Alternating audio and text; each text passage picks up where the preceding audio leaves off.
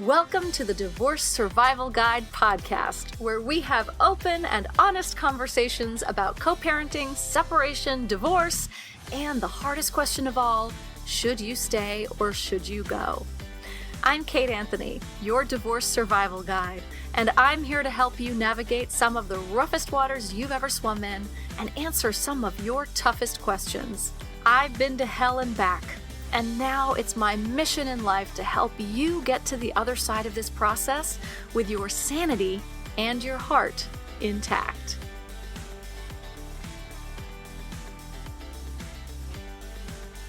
Hey everyone, welcome back.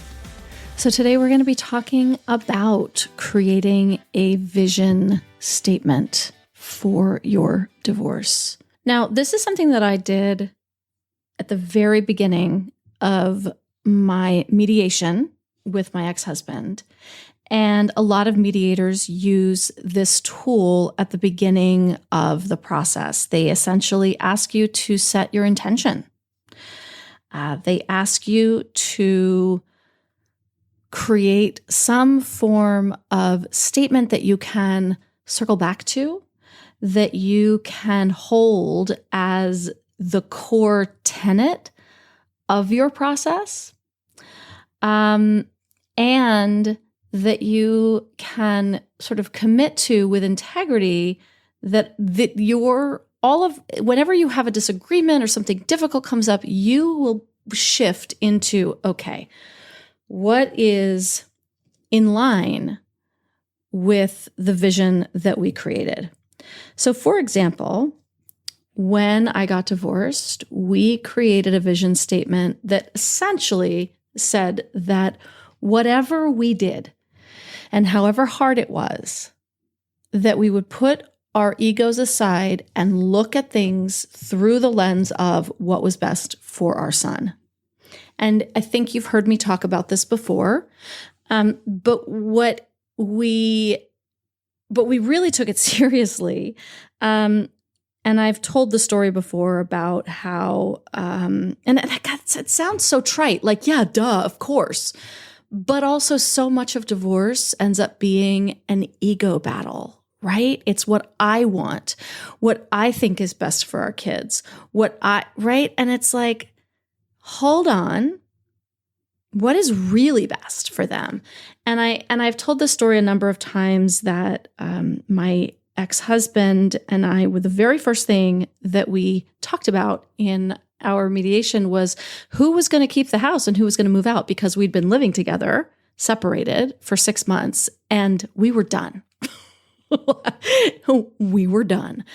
You know, my thought was I'm the stay-at-home mom and I want to keep life consistent for our son, and I pick him up from school every single day. I should obviously keep the house because that's where we go every single day. And if we don't want things to change for him, that's obviously what should happen. I had done no research or thought about, how much money the house was going to cost me and all of those things. But that's a whole other story, which is that, no, I was not going to be able to afford that. But anyway, I didn't know that at the time. My husband said to me, Kate, you are anywhere you go is home to our son. Anywhere you are home.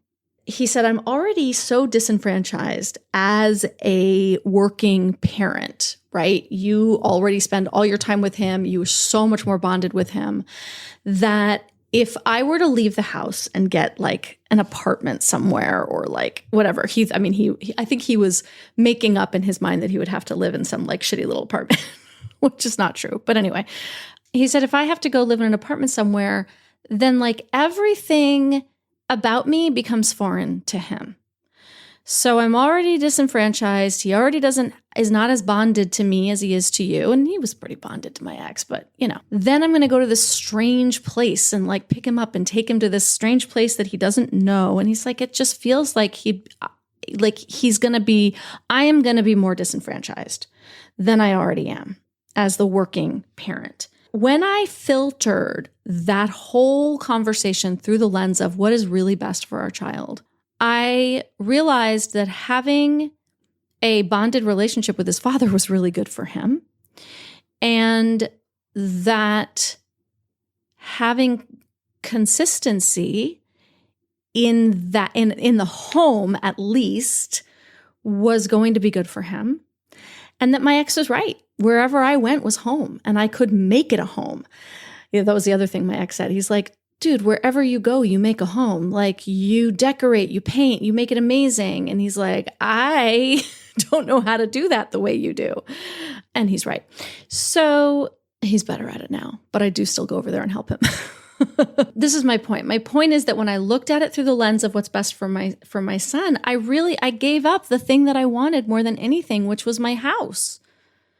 I really wanted my house. I loved that house. I chose that house. I decorated that house. Like, I love it. I still mourn losing my house, which is like 5 blocks away from where I live now. And I often will not drive down that street because I don't want to see it. And it makes me really sad. And my ex no longer lives there. He sold it. You guys have probably heard me tell this story before, but he sold it many, many years later. He did live there for a while until he met his second wife, and it was far too small for all of them. When it was put through the lens of like what's best for him, I gave up what I really wanted and something that I still really would love. But I did it because it was best for my son.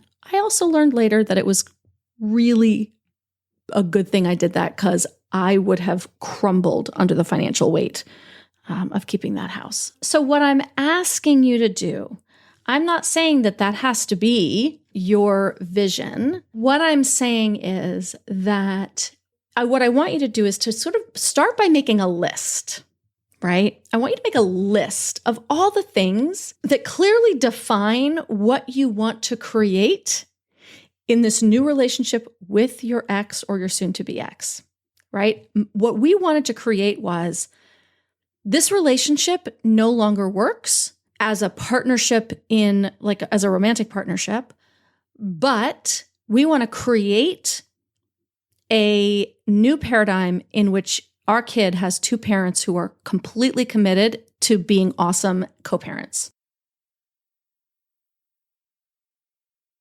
This is about whatever works for you. We're creating something new. So if you had a magic wand, what would you want to create? So you might look into the past for some inspiration. You might what have you guys historically done really well together? Are you guys really, really, really good at going bowling, having or vacationing or something? I'm not suggesting that you should start off vacationing together, but maybe that is something that you put into a vision for your future, that you get to a point where it's appropriate and fun and not confusing for you guys to vacation together. So what have you historically done really well together?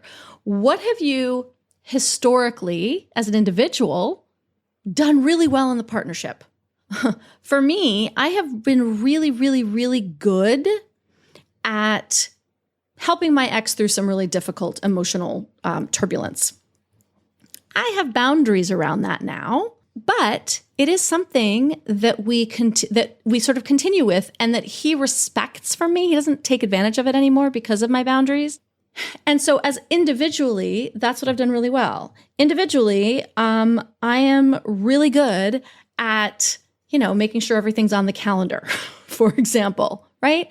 So I'm in charge of that. That's okay, right? Because I'm good at it. It's easy for me. You might want to look to your values. Are there any values that you have shared as a couple that you believe could benefit this process? And what are your top priorities for your divorce, right? So those are just some questions. And by the way, in the show notes, you will find that there's a link to download a bundle of bonus material. They're not really worksheets. They're just, handouts to support you in creating this and all of the other episodes that we're going to get into. So there are 7 downloads that you can use to help you create what it is that you want throughout your divorce process and to help you reset your mindset. So for this one, there is a download about creating a vision statement.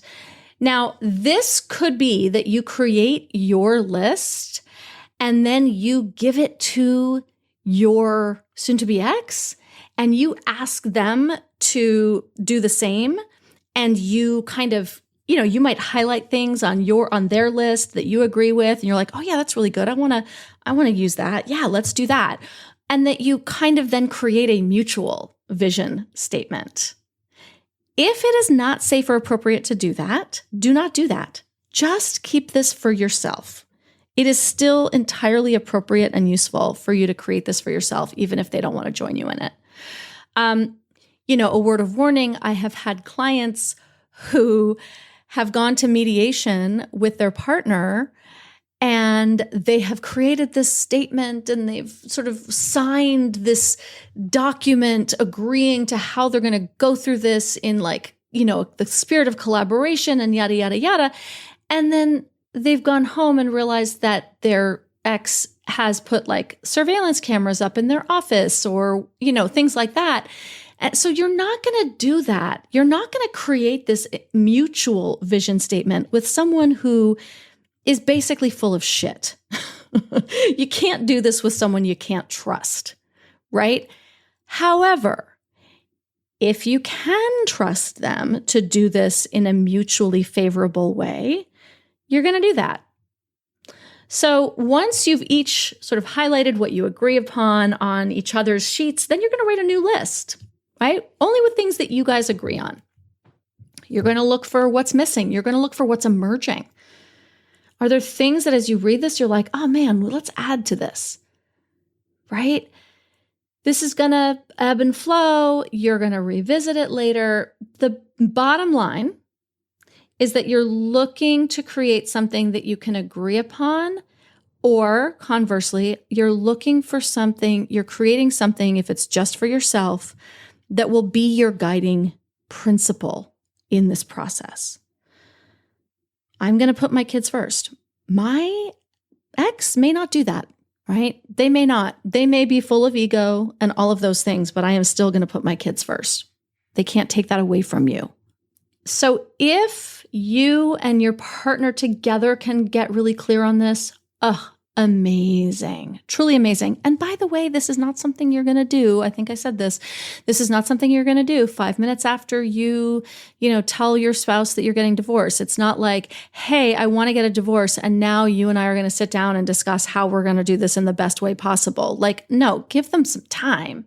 We have to allow the other person the dignity of their own emotional experience.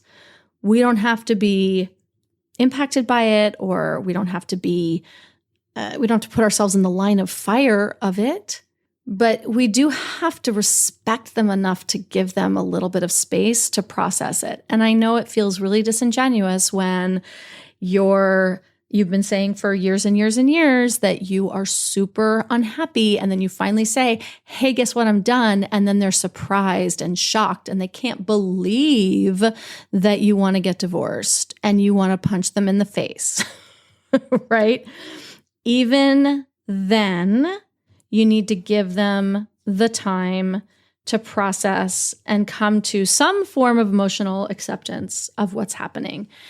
And a lot of people ask me well, how much time, right? Because, what people like to do often is perhaps stall and then not do any disclosures and not actually participate in the process at all.